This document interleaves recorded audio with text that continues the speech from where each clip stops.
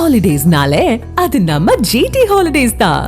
GT Holidays, South India's #1 travel brand. டெல்லியில் India Canada இருதரப்பு பேச்சுவார்த்தைக்கு பின் பிரதமர் மோடி கனடா பிரதமர் மார்க் கார்னி கூட்டாக செய்தியாளர்களை சந்தித்து வருகின்றனர். அந்த காட்சிகளை பார்க்கலாம்.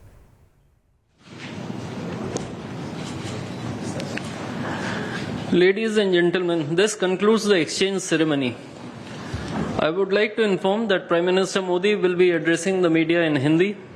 Members of the audience may use the audio device provided to listen to the translation in English language. I now request the spokesperson of the Ministry of External Affairs to conduct the rest of the proceedings.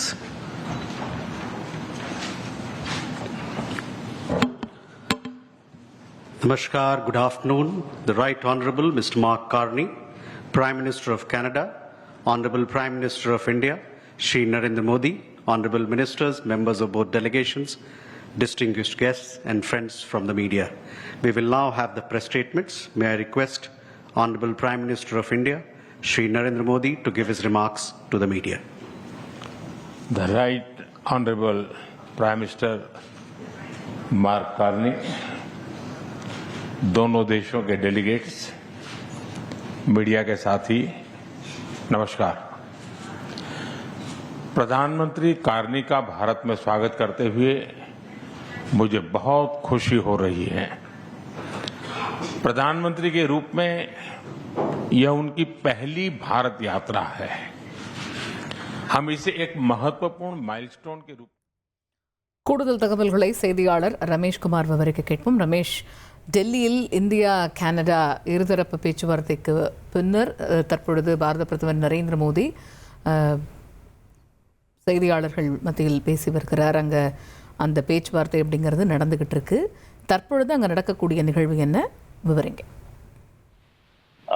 Canada பிரதமர் mark கார்னியுடனான சந்திப்பிற்கு பிறகு இரு நாடுகளின் தலைவர்களும் கூட்டாக செய்தியாளர்களை சந்தித்து வருகின்றனர்.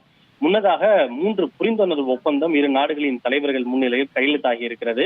குறிப்பாக கலாச்சார ஒத்துழைப்பு, புதுப்பிக்கத்தக்க மாற்று எரிசக்தியில் ஒத்துழைப்பு உள்ளிட்ட 3 புரிந்துணர்வு ஒப்பந்தங்கள் கையெழுத்தாகி இருக்கின்றன.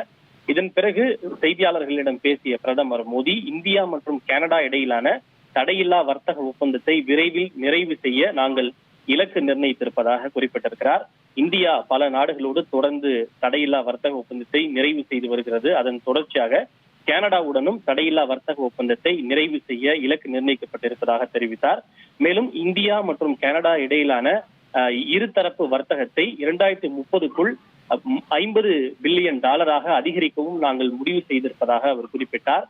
கனடா பிரதமர் இந்தியா வருவது இது முதன்முறை. இருப்பினும் நாங்கள் இருவரும் கடந்த ஆண்டு G7 உச்சி மாநாட்டில் சந்தித்துக் கொண்டோம். அப்போது எங்களை கனடா பிரதமர் மிகுந்த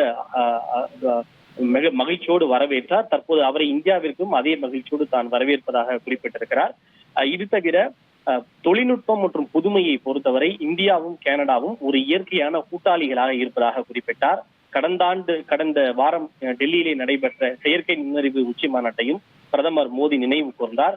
இது தவிர கனடா சர்வதேச சோலார் கூட்டமைப்பு, அதாவது இன்டர்நேஷனல் சோலார் அலையன்ஸ் மற்றும் பயோஃபியூல் அலையன்ஸ் ஆகியவற்றில் கனடாவும் இணைய இருப்பதாக பிரதமர் மோடி குறிப்பிட்டிருக்கிறார். இது மட்டுமின்றி மிக முக்கியமாக இந்தியாவும் கனடாவும் சிறிய வகை அணு உலைகளில் ஒத்துழைப்பை வழங்க முடிவு செய்திருப்பதாக குறிப்பிட்டார். இந்தியா அணுசக்தி மூலமாக தயாரிக்கப்படுகின்ற மின்சாரத்தை தொடர்ந்து முன்னுரிமை அளித்து வரக்கூடிய சூழ்நிலையில் இந்தியாவும் கனடாவும் சிறிய வகை அணு உலைகளில் கூட்டாக இணைந்து செயல்பட முடிவு செய்யப்பட்டிருக்கின்றன. இது தவிர இந்தியா கனடா இடையே ராணுவ பரிமாற்றங்களை மேம்படுத்தவும் முடிவு செய்யப்பட்டிருப்பதாக பிரதமர் மோடி குறிப்பிட்டிருக்கிறார். விரிவான விவரங்களை வழங்கியமைக்கு நன்றி ரமேஷ். Holidays-nale, அது நம்ம GT Holidays தான். GT Holidays, South India's #1 travel brand.